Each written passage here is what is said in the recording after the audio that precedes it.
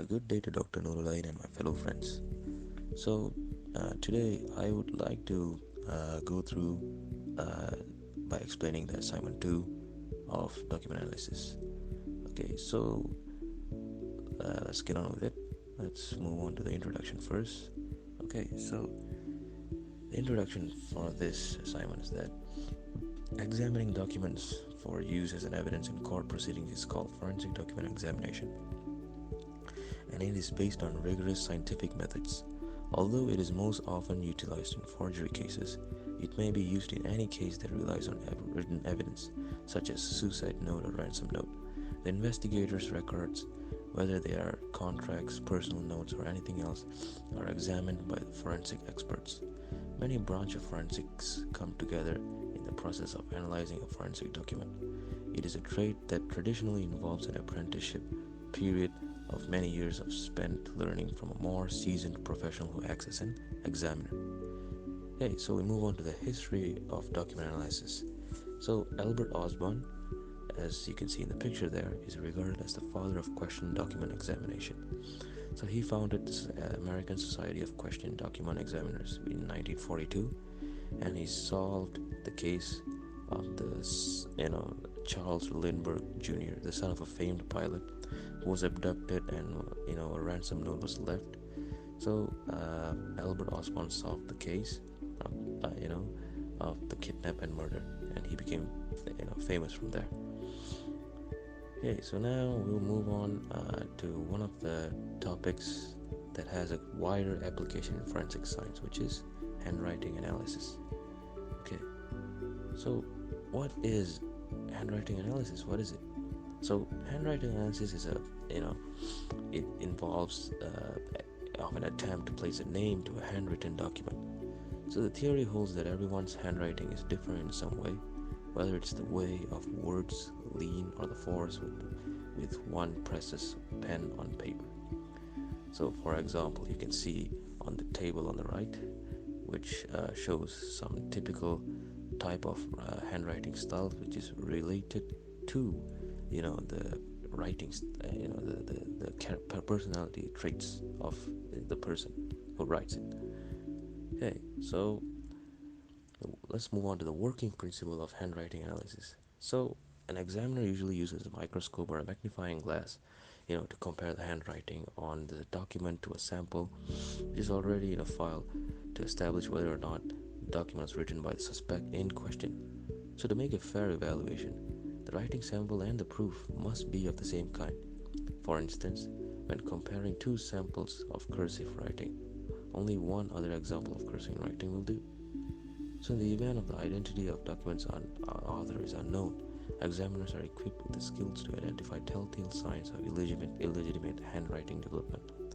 So, they are looking for both group and individual handwriting traits.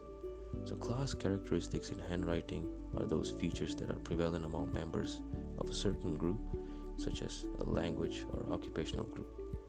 So, the writer's individual features, such as their letter shapes or a style of handwriting, are easily recognizable. Hey, so how it is done? We'll move on to that. So, observable qualities are noted after comparing the document in question with the standards or exemplars. Uh, some of the prime examples for it could be letters, journals, greeting cards, and handwritten notes. Okay, so there is a comparison between document in issue and the accepted norm about its salient characteristics. So, knowledgeable individual decides which details are the most helpful in determining the document's legitimacy and authorship. So there are a total of 12 characteristics of handwriting that are observed, such as the following: like line quality, size consistency, spacing, pen pressure, cursive and printed letters, slant, line habits, fancy curls, and so on. So as you can see, an example on the image provided there, some of the characteristics have been identified and labeled. Okay, so moving on to this image right here. So this is one of those images where look, the handwritings are, again associated with the personality traits, and due to its typical, personality traits association with the writing, It can be identified mostly in professions such as nurse, social workers, and teachers, which is quite interesting. Alright, so next up, we'll move on to the tools used in handwriting analysis. Okay, so for the cases of tools, there are many sorts of tools that are used. Some of the examples are magnifying glass, which is used to inspect documents from an overall view. And then we got the comparison microscope, which is used to observe the micro characteristics of the handwritings of two documents while comparing side by side. And then we have the biometric signature pad, which is used to obtain an electronic or digital signature that will then analyze the pen pressure from the tip. Next up, we got the infrared scanner, which is used to analyze hidden messages or erased messages. Okay, so following up with that is the application of forensic document analysis. Specifically, this handwriting analysis right here. As you can see, it can be applied in various sorts of, fields such as the forgery, fraud, counterfeiting, and identity theft. So this shows that handwriting analysis has a wider application in many sorts of fields that are related to forensic science, and crimes too. Okay, so next up, I'll bring up a case study right here. Okay, so this is one of the case study of a forgery where it happened in Malaysia, in Kuala Lumpur.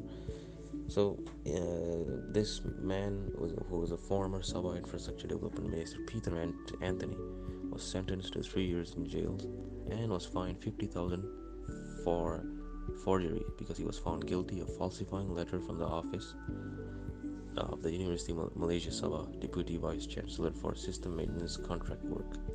So he was sentenced, and this was mainly due to handwriting analysis and stuff and more. So this is where handwriting analysis and forensic document analysis come in handy, which is very, very, very important, because then the perpetrators will be able to serve justice. Right, so challenges of the handwriting analysis. Okay, so some of the challenges is that sometimes forgeries can be missed. Sometimes you can sometimes forgeries, when you analyze, you can miss them sometimes. And then you also have the quality of the standards obtained that can be poor. And then you have the drugs, the effects of mood, age, drugs, fatigue, and illness. These can also affect a person's handwriting, so they might not be always the same. Okay, so, but for handwriting analysis and document analysis has a bright future because large population of studies of handwriting characteristics will continue to be used by researchers to determine the importance of certain traits. So yes, there is a growth in this because there will be rising of use of statistical approach by forensic document examiners, strengthening the field's scientific underpinnings.